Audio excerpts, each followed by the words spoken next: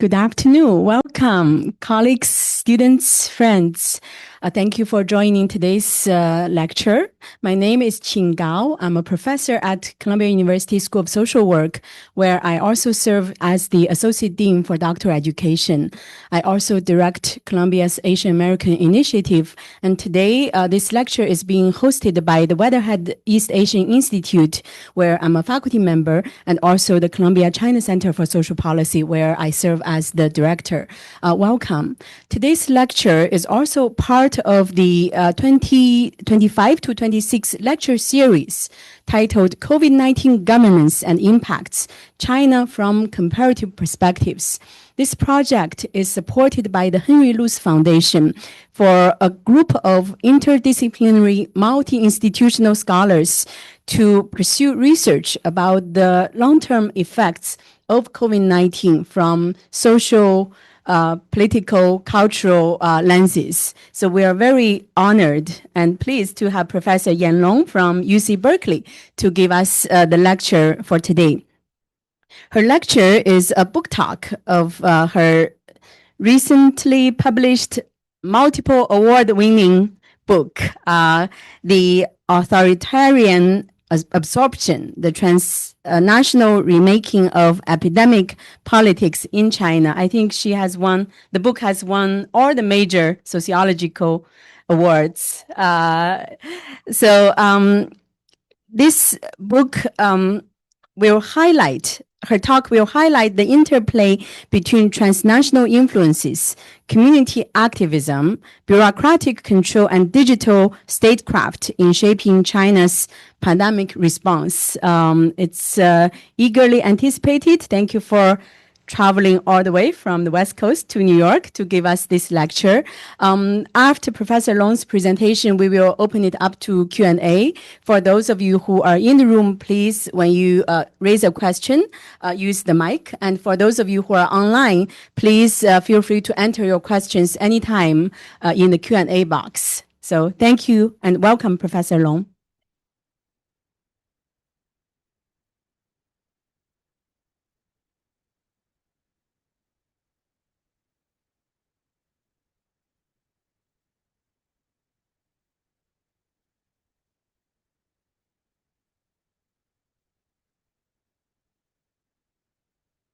I'm still not that good with Zoom, believe it or not. Is it working? It's good. Yeah. Okay. Thank you so very much. Is it working? Okay, thank you so very much for having me, and I appreciate Professor Gao's very generous introduction. It's such a pleasure to be here to share my work. So let's see. I'm not a mic person, so let me see if this works. Yeah, please stop me if the Zoom has any problems. Okay, so infections have always been very daunting, but newly emerging epidemics from HIV, Ebola, COVID-19 have introduced new uncertainties into state responses.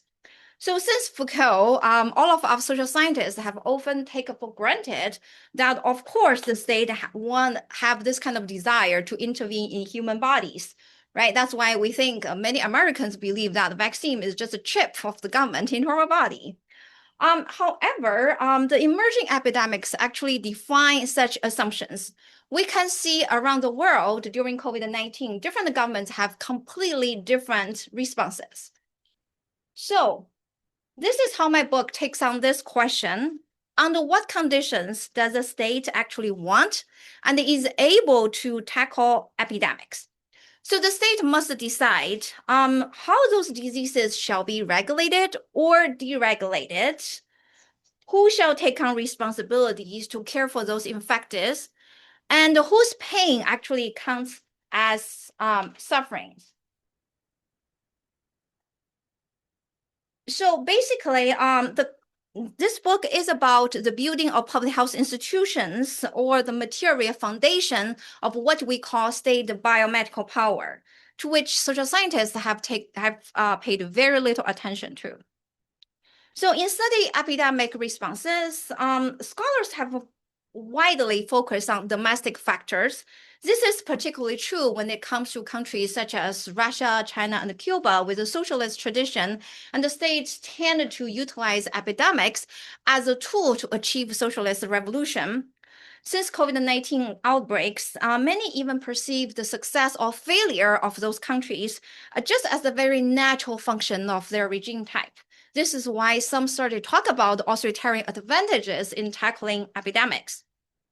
So contrary to the conventional wisdom, my book actually shows that the seemingly distinctive epidemic responses system in China might not be endogenous to the country. Instead, we shall look at transnational impacts by using the case of HIV. So today I would first talk about how it was actually the liberal Western world that enhanced authoritarian state capacity in tackling epidemics and controlling human bodies. Then I will talk about my new book about the discussion of how COVID-19 shaped such dynamics. So there are two arguments from the book I wanted to highlight. First, foreign organizations have used every measure, including $1 billion to successfully build a liberty-oriented HIV governance in China, which drove the formation of its professional epidemic response system between 1978 and 2018. Both the United States and the UK were key players in this process. So nowadays, when the White House criticizes how China handled COVID-19, I would show that China was actually US best apprentice. Second, foreign interventions carried out in the name of community participation, human rights, and evidence-based policies did not weaken, but strengthen the capacity of authoritarian China. So liberal interventions may actually work, and it may induce changes, but such changes are often not what anticipated or intended. So in studying epidemic responses, my book is speaking to a core debate in world politics. How do liberal foreign interventions actually matter in authoritarian regimes? In fact, foreign interventions regularly fail, as we can see, Iran, okay, it's not working right now. So some authoritarian states, such as Russia, would actually cap the transnational aid programs out to protect its sovereignty. But others, such as Algeria, Uganda, and even Iran, ironically accepted many Western practices around HIV and other public health initiatives. So what makes it even more puzzling is that interventions further strengthen the unequal landscape of public health in China, as urban HIV-negative gay men benefit the most from foreign interventions, when blood contamination and heterosexual transmission have been the dominant transmission mode. So why did the homophobic, a very powerful state, ever make any concessions?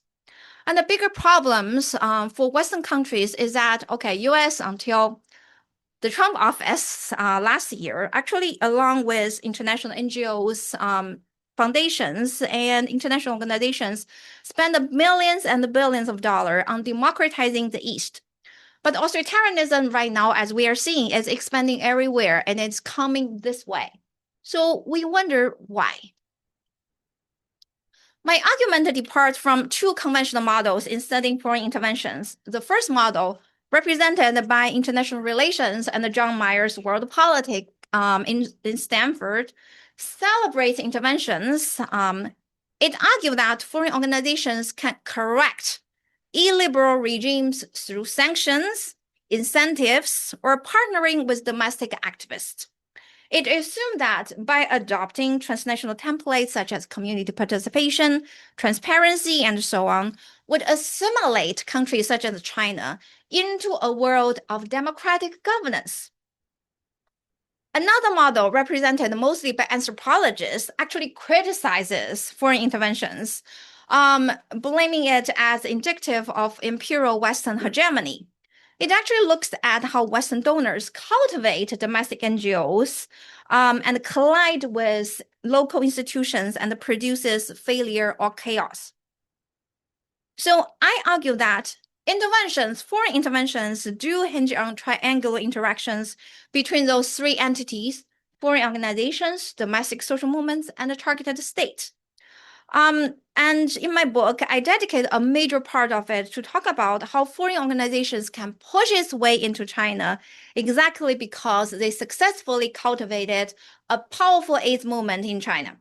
However, both models assume the antagonism between Western organizations and domestic activists on one side and authoritarian state on the other.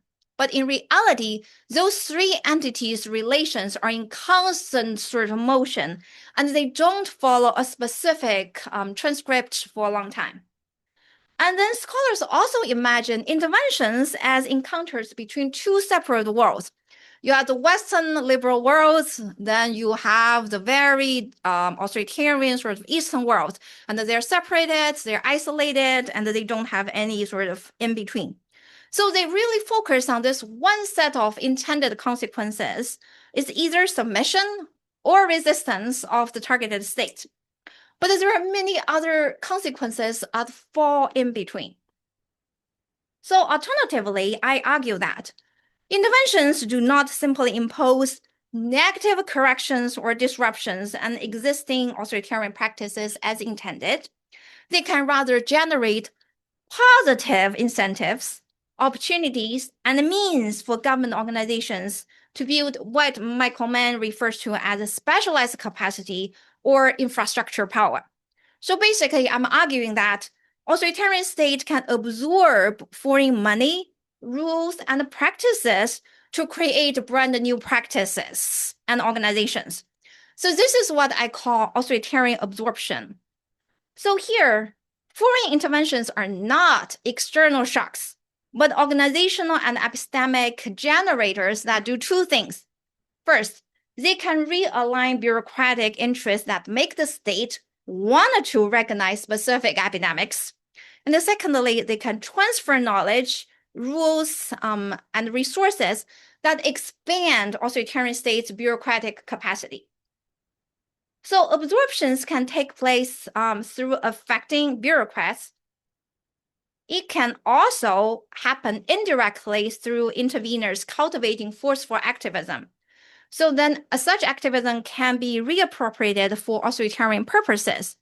So authoritarian China expanded not despite, but really through the powerful challenges from social movements. So for those of you who like Star Wars like me, just remember, okay, Anakin Skywalker was trained by who? Jedi. To become what? Darth Vader. So the relations between those three entities, the foreign organization, domestic social movement, and the targeted state, are constantly changing. You really cannot assume that just because foreign resources cultivated this powerful gay activism, they must stand in opposition to a homophobic state. So before I demonstrate this model in empirical data, I wanted to first show you my method.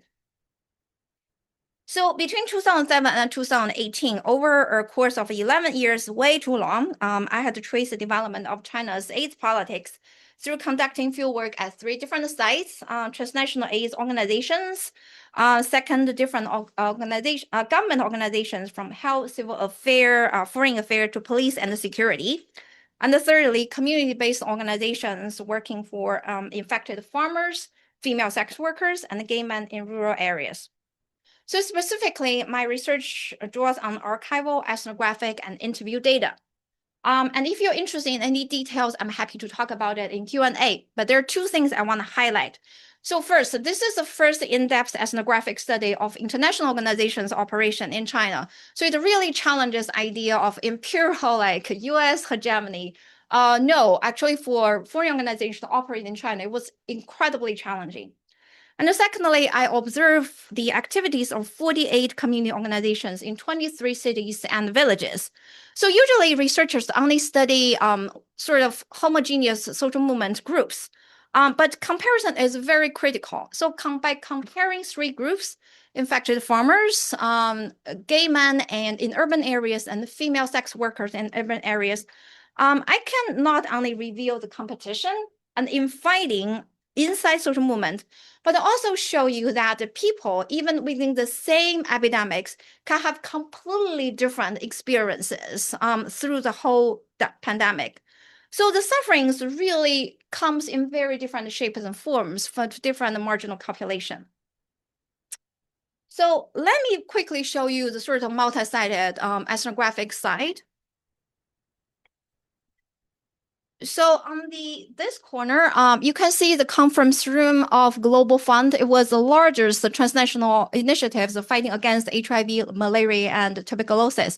It was also one of China's largest foreign donors. This was the Beijing government. And here, because I don't have time to really delve into the infected farmers, so I wanted you to have this image in your head. So this was a home of a rural activist. It was summer when I visited. You cannot see, but every inch of that wall was covered in flies. It was very sort of, the smell was overwhelming because there was a huge mountain of garbage right next door. This was the shortest interview I've ever done, just 1 hour. I can't stand the smell and I got out, especially because I had an open wound in my leg and it couldn't heal at the time. And I wanted you to keep in mind, in that house, there were 3 children under 4 at the time, and 2 of them were infected with HIV. Okay. And I wanted you to have this image because since I don't have time to talk about it, we can talk more about their life and the struggle during Q&A. And this was where I usually hang out with gay men in urban areas. And there were a lot of nightclubs and so on, which I cannot show you. But they will be the focus of today's talk. Okay, so let me very quickly show you the 40-year public house building history revealed in the book. So here is the funding for HIV intervention in China over the years. So you can see that China's contemporary epidemic response system really hadn't really started until the early 2000s. So the first 3 chapters in the book talk about this kind of unseen infection era in China. In the 1980s and the 1990s, over 2 decades, the concept of epidemiology did not exist in China. The socialist epidemic system of the Mao era had completely collapsed. The hospital was really underfunded, and new market reform. Well, let's see if it. Hopefully, it does fall. Okay. The market reform was trying to push the citizens into a privatized market, sort of medical economy. In particular, health departments at the time were denouncing professional expertise. Okay, that's why there was no epidemiology. And there was always denouncing technical knowledge and expertise. And they hardly had any funding, as you can see. I want to remind you, okay, up to COVID-19, HIV was the largest killer among all infectious diseases. And this was how much funding it was getting throughout the 1980s, basically no funding whatsoever. Okay, so that shows you the kind of status of public health in China at the time. We tend to think that public health reaction was just a natural function of national economy. The richer you get, the more money you spend on tackling epidemics. That was really not the case in China. And then China's largest HIV epidemic took place among blood and plasma sellers in rural areas. So this is a photo to show you a farmer infected in that way and infected with AIDS. So the estimate, I only have the estimate because we would never ever know what happened at the time, show definitely around 100,000 to 1 million people were infected by contaminated blood in one province alone. Yet health departments recorded only a few hundred cases nationwide. Because of what? This was not just a neglect, but what I term institutional ignorance or the bureaucratic decision not to know. Because knowledge about epidemics actually would require responsibility from the state. Generating knowledge means revealing disasters. So by manufacturing ignorance, the officials could relieve authority by shielding themselves from political blame, fiscal burden, and ideological conflict. So no epidemiology sort of data were collected, no donor screening, and the epidemic remained officially non-existent throughout the 1980s and the 1990s. And mind you, that was the largest AIDS epidemic in 1990s in the whole China's history. So the rural order, social order at the time also reinforced this kind of institutional blindness. In villages, blood selling spread through lineage ties and community trust, which normalized the risk of selling.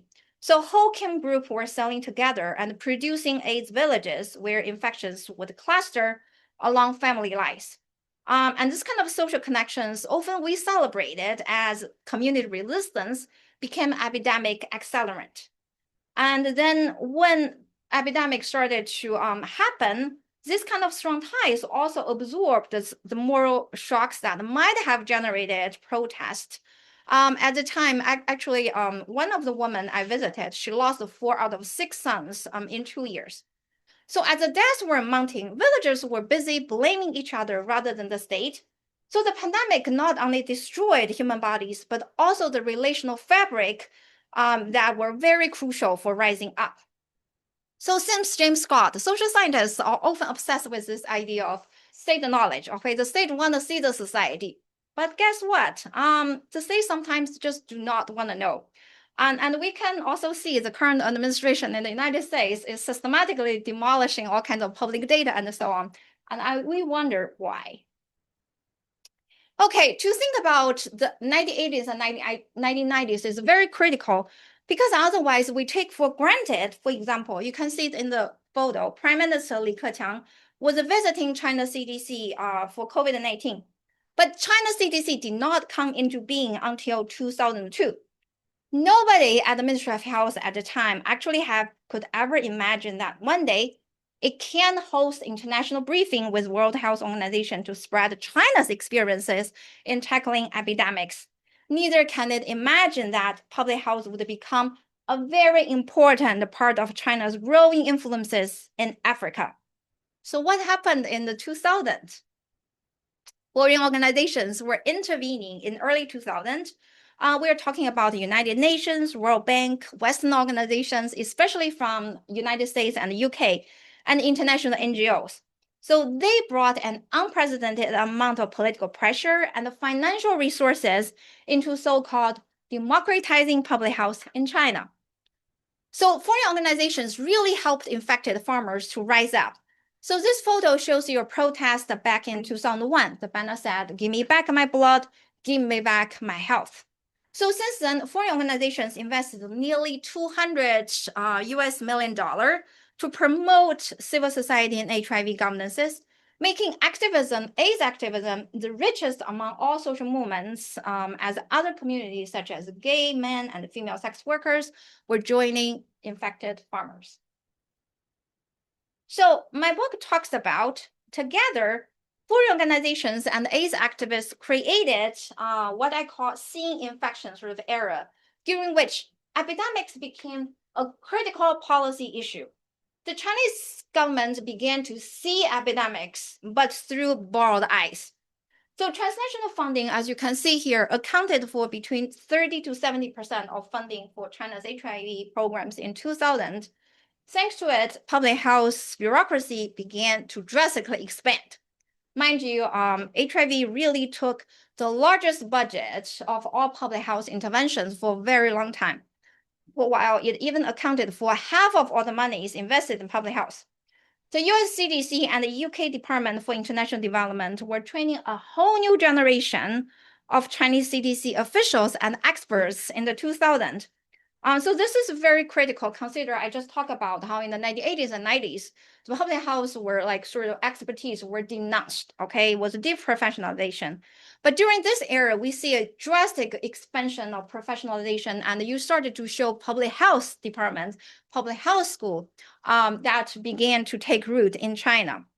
Since 2010s, agents throughout the whole health administration outside HIV had to study and implement US-style epidemic responses. Okay, China really became the proudest apprentice of the United States.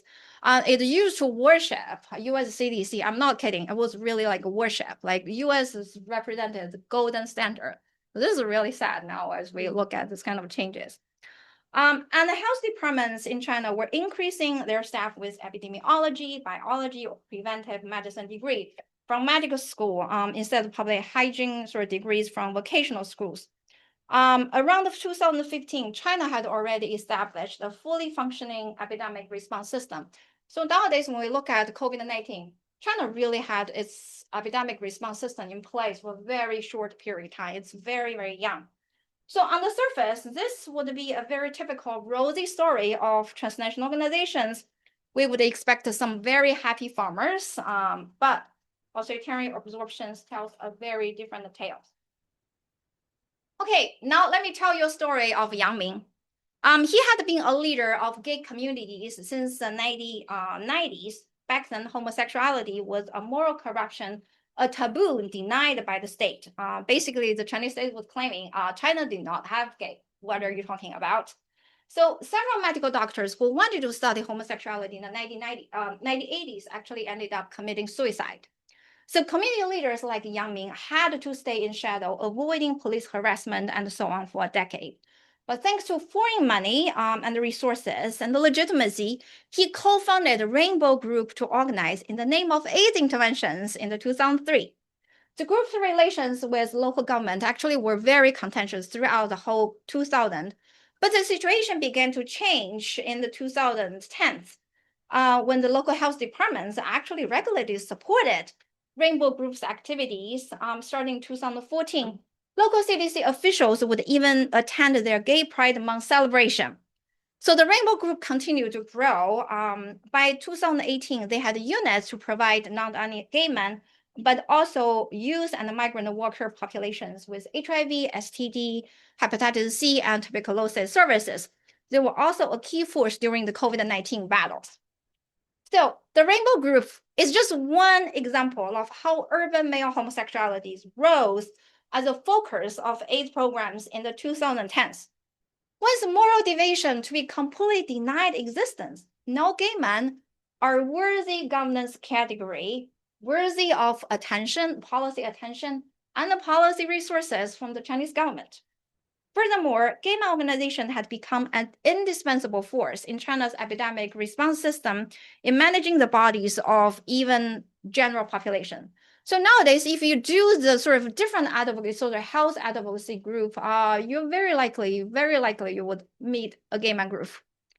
So this was, again, China's Prime Minister Li Keqiang. He was meeting with a group of AIDS community leaders on TV. It was the first time ever happened in China's history. And most of who you saw in the picture at the time were HIV negative gay men. So the party used this event, as you can see, the white lady in the picture was, she was a UN representative. So this event was staged in order to showcase the world that China was dedicated, committed to tackling HIV/AIDS, but also public health in general. But it was also trying to showcase its commitment to a very liberal idea of the public-private kind of partnership, and to say, okay, we now support community participation. This was very unexpected changes because even in countries such as Kenya with very strong foreign intervention sort of presence, usually governments tend not to make concessions on homosexuality issues. Okay, so sexuality issues tend to be really sensitive. So what counted for these remarkable changes? What brought together this once antagonist social movements and urban and governments were what we are very familiar with, projects promoted by transnational organizations.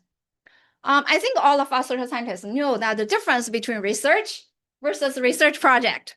So a project centers on achieving specific products or outcomes using certain amount of resources within a specific time frame. It tends to frame health problems as technical problems, and the foreign donors really introduced the project-based contracting, and the health department in China began to compete for international projects, tracking indicators, producing reports, and measuring success by numbers. This is very important, okay? So international money really made HIV incredibly important because not only you get money from the foreign organizations, but you also got the match funding from the central governments.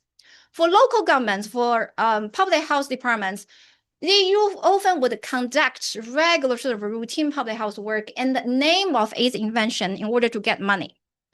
Okay, so local agents were quickly studying the US-style project, managerial skills, and substantial techniques to be professionalized. And nowadays, especially during COVID, we talk about how CDC officials like to do research instead of clinical work. That was learned also from the United States, okay, when the publication in English became incredibly important, more important than sort of routine interventions at community level. But ironically, the socialist regime successfully proven to be highly effective in producing the set of concrete, quantifiable, and immediate output specified by foreign organizations. You want to play a number game. Guess who would thrive with a centralized and top-down command and control bureaucratic system with a long history of producing perfect numbers? So not only did China consistently propose high target indicators, it was also able to meet and exceed those targets. So people tend to talk about how World Health Organization suddenly became so supportive of China during COVID-19. No, China has proven its championship sort of status in international public health era for a very long time. So this kind of winning international project and receiving money was not the prime motivation here. Between 2013 and 2018, when most foreign organizations had left China, the Ministry of Health actually formulated its own guideline for projects and quantitative indicators for its agency. It made almost 200-page long documents with even more aggressive indicators. So the desire to enhance the reputation led Chinese officials to strive for measurable accomplishment in front of a world audience. Imagine, okay, during COVID-19, all the numbers, the testing, that all started with HIV era.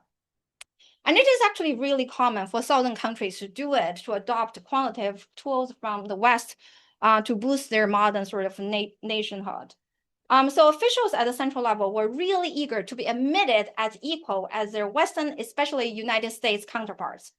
As one China CDC official stated, look, quote, "Look how far we have come. We can deliver well and we can do it better.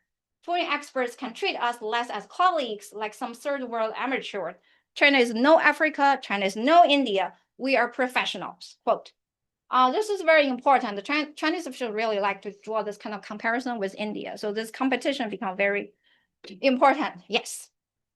So in reality, actually, no state can actually acquire the technical capacity to impose project on certain population.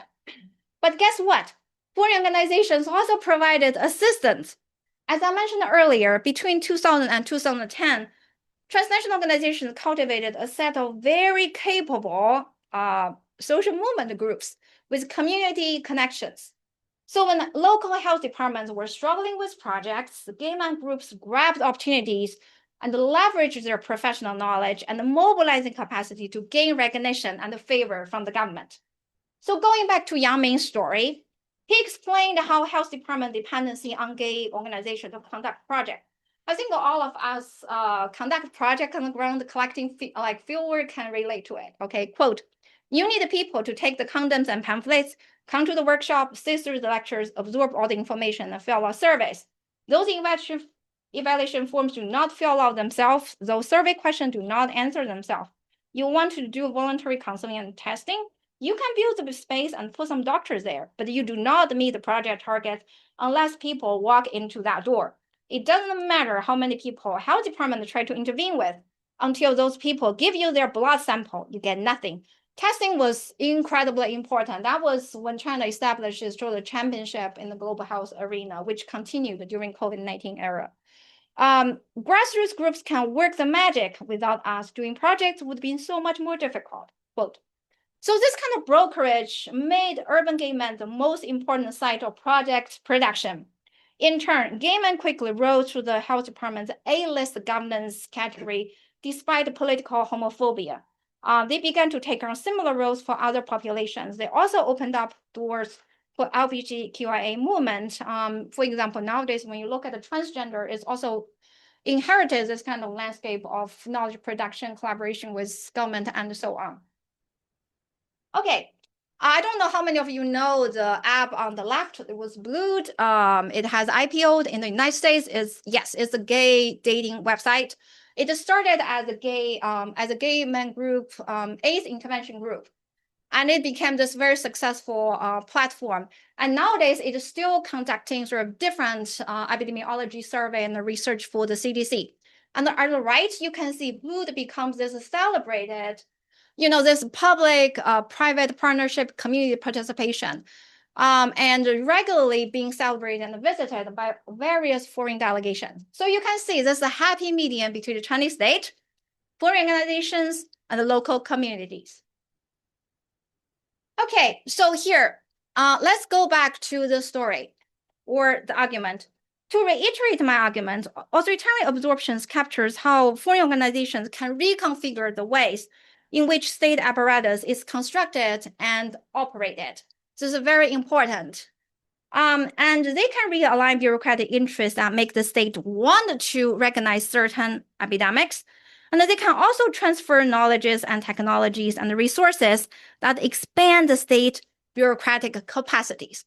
So basically, liberal foreign interventions can make authoritarian China stronger. It has been doing so. Okay, so that is really the foreign-induced state capacity building process. So China's public health system has really thoroughly absorbed the two US-style doctrines. One is a disease rather than public health orientation. And secondly, a focus on epidemiology, lab technology, and behavioral science, along with standardized managerial methods. So China actually seemed to echo the United States neoliberal strategies, even though with some sort of authoritarian inflection. And I would also say that domestic social movements had become a very critical instrument throughout this absorption process. But I do not want to end it on a very dark note. Remember Darth Vader, okay? It eventually came to the bright side. And it is also very important to keep in mind, this is also why LGBTQIA movement nowadays is still standing and not thriving. So nowadays, across the different community colleges, you can still see AIDS intervention groups. They're all gay men groups, okay? So there are different sides to this story. So when COVID-19 broke up in late 2019, the first agency mobilized by China Center for Disease Control was no other but it's National Center for AIDS and STD Control. And you probably know Wu Zhunyou. Let's go back. I think every Chinese know Wu Zhunyou's face here. I met him in 2007 when he was the head of the National Center for AIDS and STD Control.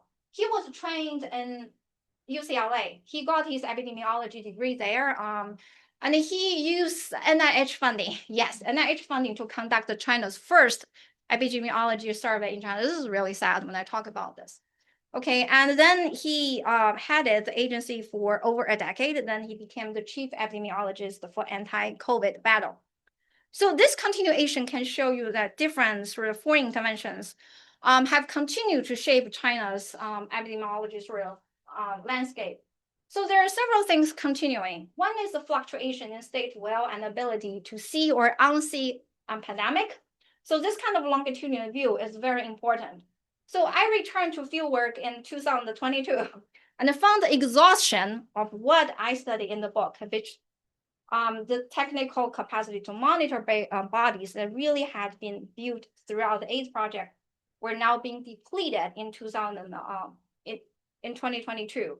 So the bureaucracy's ability to see the epidemic had really reached its limit. So when the zero COVID policy was ended, probably in the late 2022, I was stuck in China at the time, like the last one being quarantined, I guess. The machinery of surveillance suddenly just collapsed overnight. And then nowadays, the doctor would not issue a testing, even if you show the COVID sort of symptoms. So this is sort of the state will and ability to see or unsee pandemic really fluctuate. And in many cases, it had nothing to do with epidemic itself. And then the enhancement of technological bodily surveillance really continued. Obsession with quantitative targets and the prioritization of testing over treatment has also continued.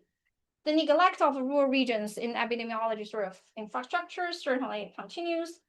And the pivotal role, this is very important, the liberal imprint of foreign intervention. Yes, public health in pandemic control is still an area where non-state pivotal role is being recognized and celebrated, and they're still being funded by the Chinese government. And also the intertwining of China's pandemic strategy with its global interactions. So in my book, I talk about how it was actually quite successful until Biden came into office. And then the United States fought back with its own vaccination diplomacy. But nowadays, with the US complete withdrawal from global health leadership, the question is, would China be the next one to take on this leading role? So since then, my co-author have conducted 140 interviews with frontier officers in 3 cities inserting how COVID-19 changed urban governance during and after the pandemic. Obviously, one thing that's very unique about COVID was the digital instruments. So right now we're in the process of still conducting our fieldwork, and we started this data analysis. So I just want to share two findings in terms of really correct two misconceptions about digital authoritarianism, which are often used. First, China's digital governance is not a coherent top-down system, but it is a fragmented bottom-up order driven by bureaucratic competition.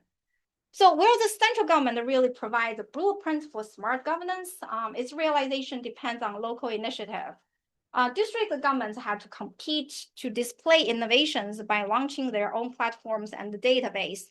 And this kind of rivalry really accelerated digital expansion, but also produced fragmentation.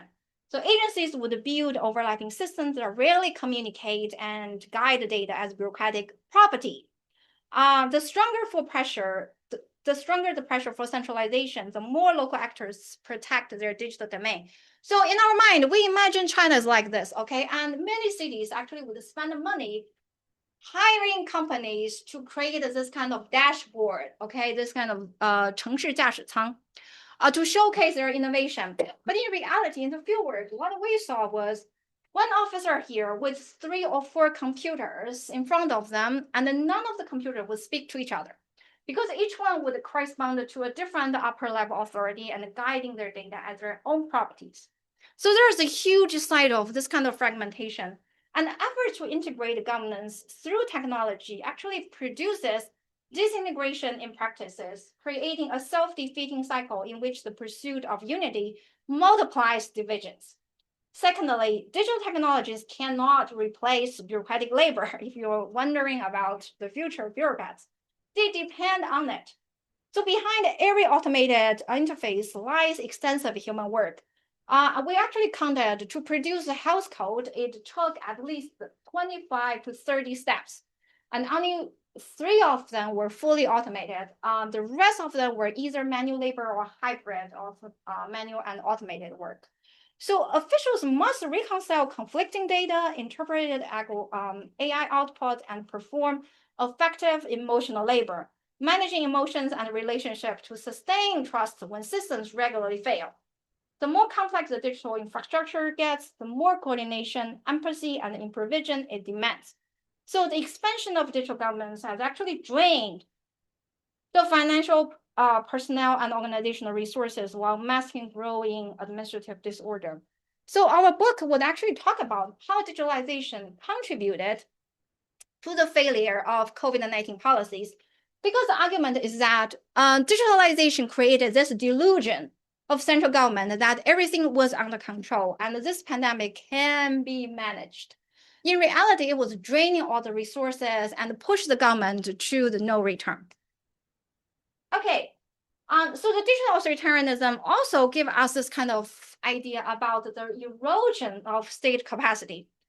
Chinese state, as powerful as it is, it cannot just grow and build its capacity all day long. During COVID-19, it was the reverse. It was erosion, it was a depletion, and nowadays it must face some of the problems or the holes it dug for itself. How do you promote economy nowadays?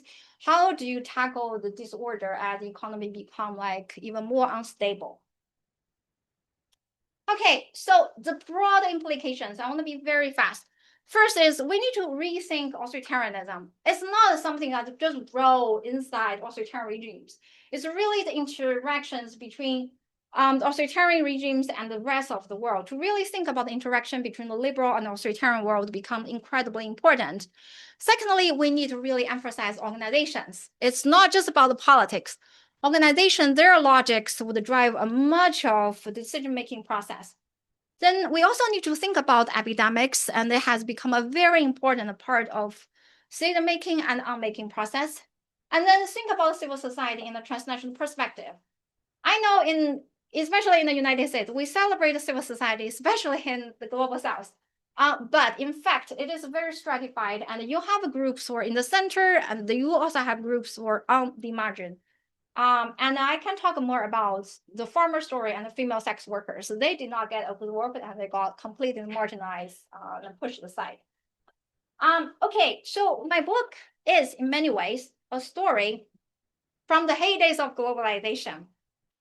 And nowadays it becomes impossible. Just think about all the close collaboration of health experts on both sides. Actually, the collaboration between US and China began to decline, especially till the end of Obama era.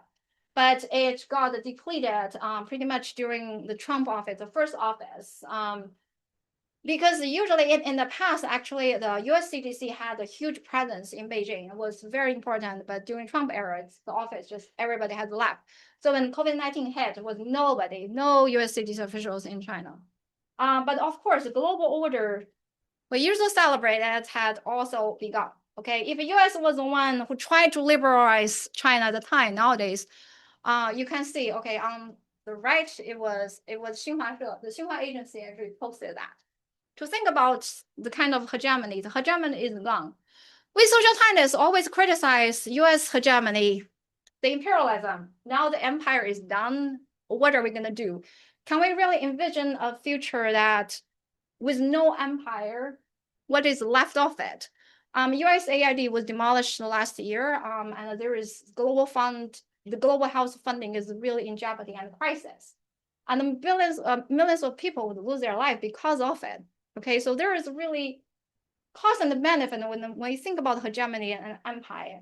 And it's at a personal level, my fieldwork for the book was made very difficult by the Chinese police and the security forces. I think I probably have the best fieldwork notes associated with security force because I was personally detained.